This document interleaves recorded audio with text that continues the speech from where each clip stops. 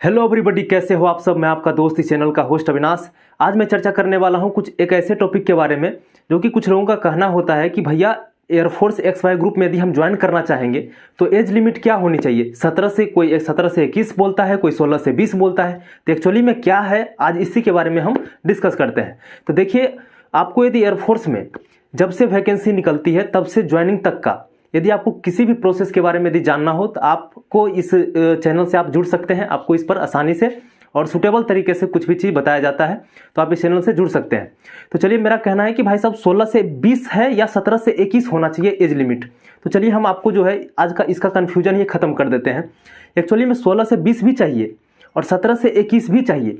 तो एक्चुअली हम इस चीज़ को समझते हैं कि 16 से 20 कब चाहिए और 17 से 21 तक कब होना चाहिए। तो चलिए, हम आपको ले चलते हैं अपने कॉपी पर।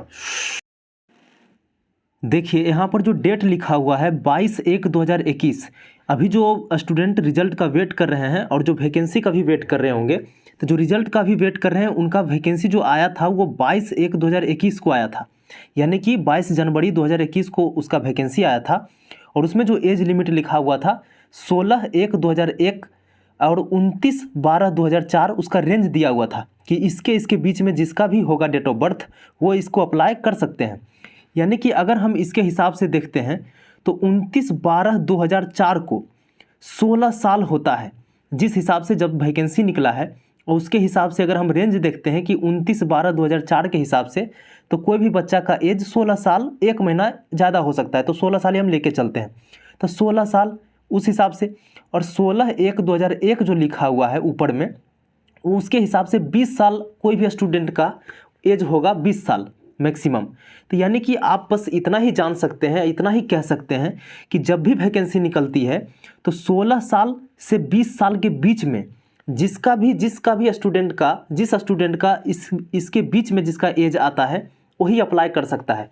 यानी कि आप इतना ही समझने का कोशिश कीजिए कि जब भी वैकेंसी एयरफोर्स XY ग्रुप का निकलेगा तो आपका एज जो है 16 साल से 20 साल के बीच में होना चाहिए, तभी आप अप्लाई कर सकते हैं।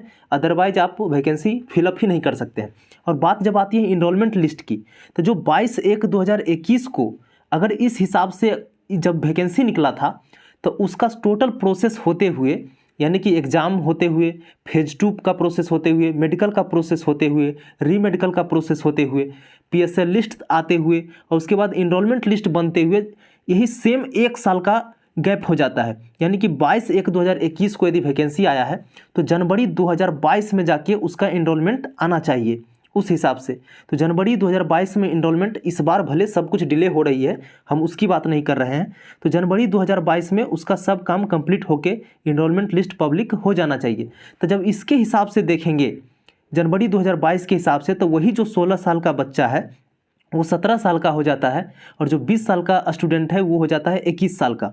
यानी कि जो भी ऑफिशियल वेबसाइट पर दिया गया है उसके हिसाब से आप एक ही चीज़ कह सकते हैं कि जो भी 17 साल से 21 साल दिया गया है ऑफिशियल वेबसाइट पर, तो वो आपका इनरोलमेंट लिस्ट वाला लिया गया है, ना कि जो वैकेंसी निकलती है उसके हिसाब से। तो इसलिए आपको टेंशन लेने की ज़रूरत नहीं है। यदि 16 साल से 20 साल के बीच में यदि आपका आता है तो आप फॉर्म फिलअप कर सकते हैं। और 17 साल ये 21 साल ये बस दिखावा के लिए है, ठीक है। ये इनरोलमेंट लिस्ट तक का ये अपना रेंज लेके चलता है, वही ऑफिशियल वेबसाइट पर मेंशन किया हुआ रहता है। तो आई होप आपका सब कन्फ्यूजन खत्म हो गया होगा एज से रिलेटेड। तो thank you so much for watching this video को देखते रहिएगा और जय हिंद, जय भारत।